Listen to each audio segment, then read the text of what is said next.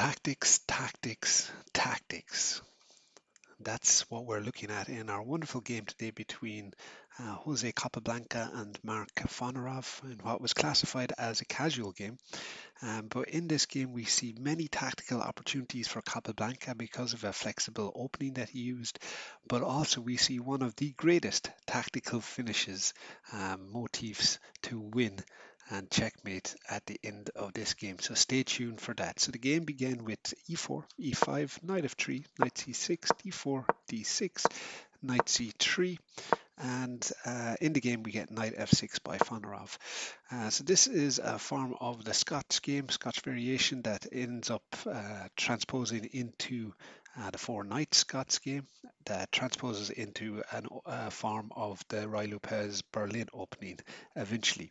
But one of the ways that can be played is if black takes on e4, we get knight takes d4, knight takes d4, queen takes d4, knight f6, bishop g5, bishop e7, castles long by white, castles shorts by black, e5, d takes e5, queen takes on e5. And this is an opening that I have learned to great effect at times because you're left here with attacking black's queen. The pawn in c7 is loose. You've got a bishop here that's under threat.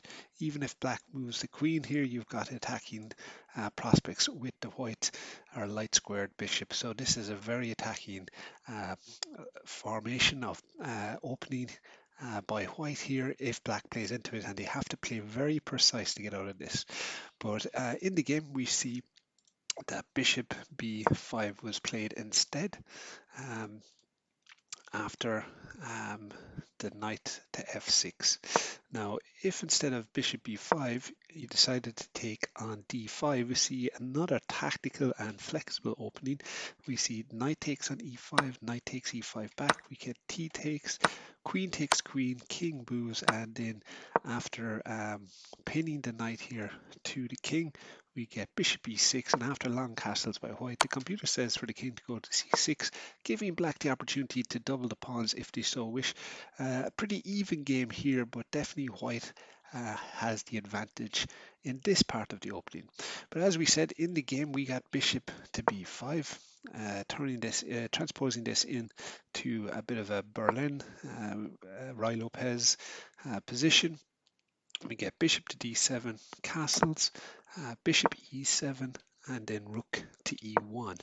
Now there is a bit of a tactical play that sometimes can be played here, is if instead of rook to e1 you play d5 instead, attacking the knight, well, we get this following position. We get knight to b8, and after trading off the light square bishops, you can play bishop to g5. Now, because black hasn't castled, sometimes they can fall into a bit of a trap where they feel that they can win a pawn, where you play knight takes on d5, and after knight takes d5 and bishop takes, knight takes, and queen takes, we see that this is classified as a tactical miss. Why is that? Well, because of course you forgot about the fork that the knight can carry out.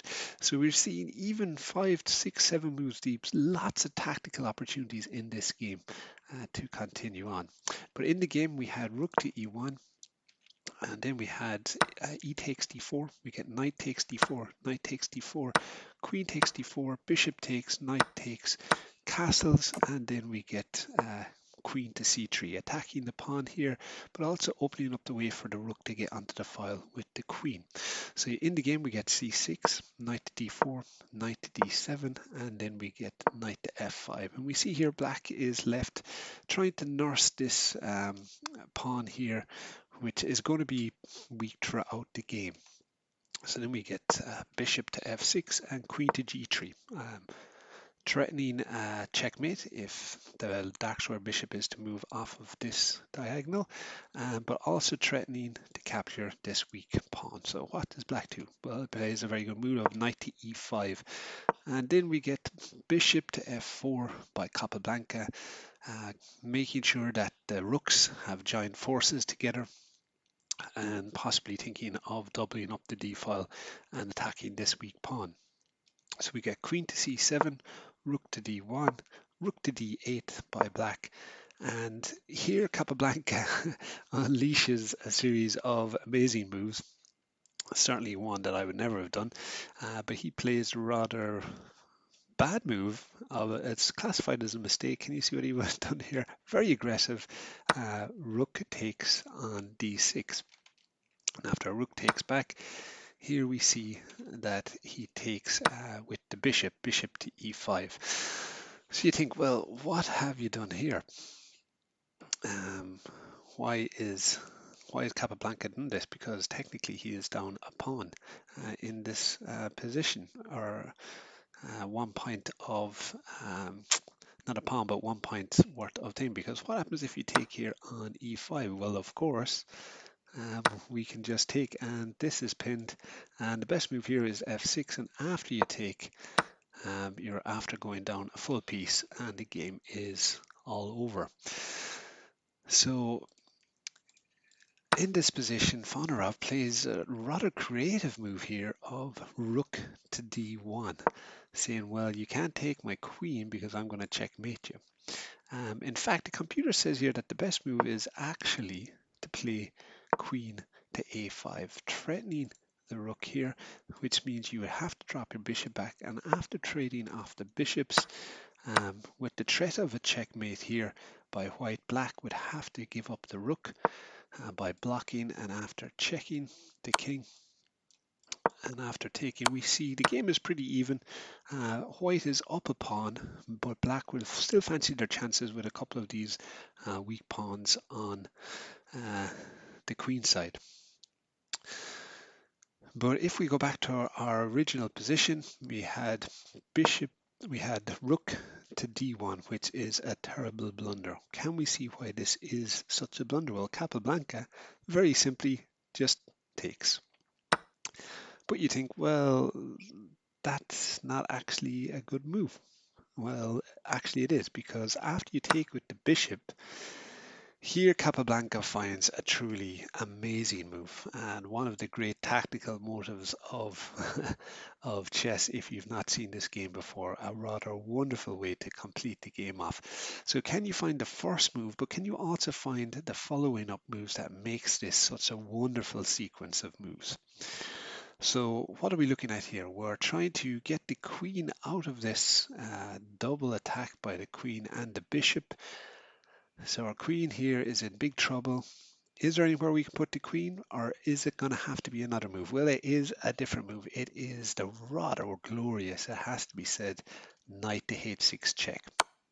Now the pawn can't take because you're still under check, so king only move has to go to h8. Now here we see Capablanca ends off a sequence with two brilliant moves in a row. Now you only see the first move if you see what the second move is. So can you calculate this? Well, the first move is, can you see the first brilliant move here is queen to e5, taking the bishop, hanging the queen. What is the ID here? Well, the ID very simply is, and Fonaroff actually plays the move, he takes back with the queen to e5, which is the best move in the situation, unfortunately. But here we see the glorious finish to the game. Can you see what it is? It is knight to f7 check. A brilliant move, because if you take back with the rook, you're going to get mated on the back. And if you don't take, if you move your king back, well, you've also lost the game, because you've just lost, you're down a whole piece. So a wonderful end to the game and brilliant attacking tactical chess by Capablanca.